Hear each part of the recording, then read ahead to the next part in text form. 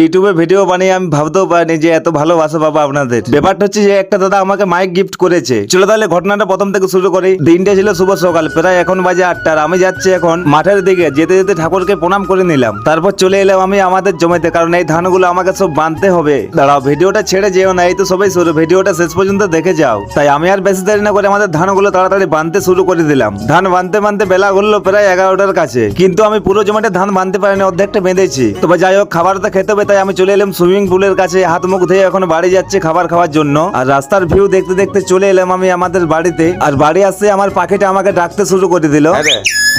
তবে যাই হোক, খাবার খেয়ে আমি আবারও চলে গেলাম মাঠের দিকে, কারণ ধান আমি অর্ধেকটা বেঁধেছিলাম। দেখতে দেখতে ধান আমি প্রায় বেঁধে দিলাম শেষের মুখ, আর মাত্র 2টো লাইন বাকি আছে। তারপর ফাইনালি সব জমির ধান আমি বেঁধে দিলাম। আর এদিকে রোদের ভোল্টেজ আমার অবস্থা একদম খারাপ হয়ে গেছে। তবে যাই হোক, খাওয়া দাওয়া করে রেডি হয়ে বিকাল বেলায় আমি যখন আড্ডা দিতে আসি, আমি তো পুরো অবাক। আমি ভাবতেও পারিনি যে ইউটিউবে ভিডিও বানিয়ে